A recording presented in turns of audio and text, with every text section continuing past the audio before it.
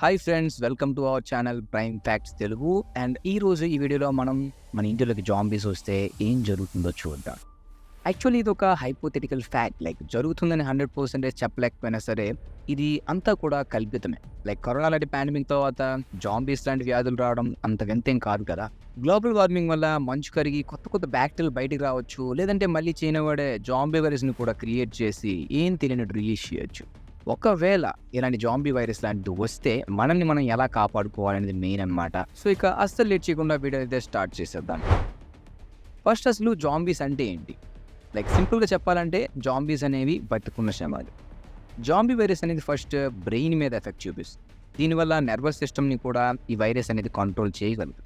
Actually ఇలాంటి zombie వైరస్లు ఎప్పటికైతే చీమలు లాంటి చిన్న చిన్న ఇన్సెక్ట్స్ మీద మాత్రమే ఎఫెక్ట్ చేయగలవు. మనుషులు బ్రెయిన్ని కంట్రోల్ చేసేంతగా ఈ వైరస్ అనేది ఇంకా మ్యూటెంట్ చెందలేదు. సో ప్రెజెంట్ అయితే దీనివల్ల మనకి ఎలాంటి ఎఫెక్ట్ అయితే లేదు. బట్ ఫ్యూచర్లో ఏదైనా సైంటిఫిక్ రీసెర్చ్ జరిగేటప్పుడు అండ్ ఇలాంటి కరోనా వైరస్ లానే ఇది కూడా స్ప్రెడ్ అయితే, అండ్ ఫర్ ఎగ్జాంపుల్ ఫ్యూచర్లో ఇలాంటి వైరస్ అనేది స్ప్రెడ్ అయితే ఏం జరుగుతుంది అనేది చూద్దాం. సో ఫస్ట్ దీనివల్ల బ్రెయిన్కి ఏది మంచి ఏది చెడు అని ఆలోచించే క్యాపబిలిటీ పోతుంది. సో కేవలం కనిపించిన వాటన్నిటిని తిందాం అండ్ వాటిని తినడం కోసమే ఇవి ఏదైనా చేస్తాయి. వీటికి ఐసైట్ అంతగా పనిచేయదు, కానీ హియరింగ్ అండ్ స్మెల్ మాత్రం ఎక్సలెంట్గా పనిచేస్తాయి. ఇవి వాటిలో అవి అటాక్ చేసుకో, ఎందుకంటే ఆల్రెడీ ఎవరైనా ఇన్ఫెక్ట్ అయ్యారా లేదా అనేది ఇవి సెన్స్ చేయగలవు. అందుకే ఇవి ఇన్ఫెక్ట్ అవ్వని వాళ్ళని మాత్రమే తినాలని చూస్తాయి. సో ఇప్పుడు జాంబీస్ నుంచి మనల్ని మనం ఎలా కాపాడుకోవాలో తెలుసుకుందాం. జాంబీ వైరస్ వల్ల బ్రెయిన్ అనేది ఎఫెక్ట్ అవుతుంది, కాబట్టి వీటిని చంపాలి అంటే వాటి బ్రెయిన్ని డ్యామేజ్ చేయాలి. కానీ మనం రియల్ లైఫ్లో బాహుబలి లాంటి వాళ్ళం కాదు, కాబట్టి వీలైనంత వరకు వాటికి దొరకకుండా తప్పించుకుంటూ ఏదైనా ఒక సేఫ్ ప్లేస్కి రీచ్ అవ్వాలి. అది మీ ఇల్లైనా అవ్వచ్చు, ఏదైనా ఫారెస్ట్ ఏరియా లాంటిది కావచ్చు. సో లెస్ క్రౌడెడ్గా ఉండే ప్లేసెస్ని ఎంచుకోండి. ఎందుకంటే మీరు stadiums, busy road, shopping malls లాంటి వాటికి వెళ్ళారంటే అక్కడ ఎక్కువగా జాంబీస్ ఉండే ఛాన్స్ ఉంటుంది, కాబట్టి అక్కడ మనం సర్వైవ్ అవ్వడం చాలా కష్టం. సో లోన్లీగా ఉండే ప్లేసెసే మనకి సేఫ్గా ఉంటాయి. మీకు జాంబీస్ కనిపించినప్పుడు వాటిని చూసి ప్యానిక్ అయ్యి అరవకండి, ఎందుకంటే జాంబీస్ సౌండ్కి అట్రాక్ట్ అవుతాయి కాబట్టి. సో ఇలాంటి టైంలో మన గవర్నమెంట్ ఖచ్చితంగా మన సేఫ్టీ కోసమే కొన్ని ప్లేసెస్ అనేది రెడీ చేస్తుంది. బంకర్స్ లాంటివి, లేదంటే మిలిటరీ క్యాంప్స్ లాంటివి. ఇలాంటి వాటి లొకేషన్ని తెలుసుకోవడం కోసం మనం రేడియోని అయితే వినాలి, ఎందుకంటే అలాంటి టైంలో మనకి నెట్వర్క్ అంతా డౌన్ అయిపోతుంది. కాబట్టి రేడియో లాంటి ఓల్డ్ డివైసెస్ మాత్రమే ఖచ్చితంగా పనిచేయడానికి అవకాశం ఉంటుంది. పవర్ అనేది అవుటేజ్ అయిపోతుంది, మన ఫోన్స్ యొక్క బ్యాటరీస్ ఛార్జింగ్ అయిపోవచ్చు. బట్ రేడియోస్ లాంటివి అయితే మాత్రం వారు ఎప్పుడు అలా బ్రాడ్కాస్ట్ చేస్తూనే ఉండొచ్చు. సో రేడియో లాంటివి మనకి దొరికాయంటే మాత్రం వాటి వల్ల మనం ఇలాంటి లొకేషన్స్ని అయితే ఈజీగా తెలుసుకోవచ్చు. వన్స్ మీకు అలాంటి సేఫ్ లొకేషన్ ఏదైనా తెలిసిన తర్వాత, లేదంటే మీకు ఏదైనా ఒక సేఫ్ ప్లేస్ తెలుసు అనుకుంటే, ఐలాండ్స్ అవ్వచ్చు, ఫార్మ్ హౌసెస్ లాంటివి అవ్వచ్చు. సో ఎవరు లేని ప్లేసెస్ లాంటి వాటికి వెళ్ళడం చాలా మంచిది.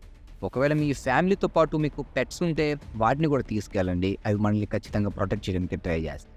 ఒకవేళ మీరు ఎక్కడికి వెళ్ళలేని సిచ్యువేషన్లో ఉంటే మీ యొక్క టెర్రస్ మీద SOS అని కనిపించేలాగా ఒక పెద్ద సింబల్ని అయితే తయారు చేయండి.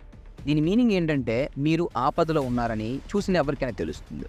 ఒకవేళ గవర్నమెంట్ రెస్క్యూ టీమ్స్ లాంటి వాటిని హెలికాప్టర్స్లో పంపించినప్పుడు వాళ్ళు ఇలాంటి సింబల్స్ని వెతికి అక్కడ సర్వైవర్స్ ఉన్నారని తెలుసుకోవడానికి చాలా ఈజీగా ఉంటుంది. సో అలాంటి సర్వైవర్స్ని వీళ్ళు కాపాడి వాళ్ళని ఏదైనా సేఫ్ లొకేషన్స్కి వీళ్ళు తీసుకువెళ్ళచ్చు. అండ్ ఒకవేళ మీరు ఏదైనా ఫుడ్ లాంటి వాటి కోసం బయటికి వెళ్ళాలనుకుంటే మీ బాడీ మొత్తం కూడా కవర్ అయ్యేలాగా ప్రొటెక్ట్ చేసుకోండి. చేతులకి మెడ దగ్గర షార్ప్ ఆబ్జెక్ట్స్ ఉంటే జాంబీస్ మనల్ని అటాక్ చేసినప్పుడు వాటి నోరు అనేది కట్ అయిపోతుంది. ఇలా చేస్తే మనం కొంచెం సేఫ్గా అయితే వెళ్ళి రావాలి. వన్స్ మీరు ఒక సేఫ్ లొకేషన్స్కి వెళ్ళిన తర్వాత అక్కడ మీకు కావాల్సినంత ఫుడ్, వాటర్ సప్లై ఉండేలా చూసుకోండి.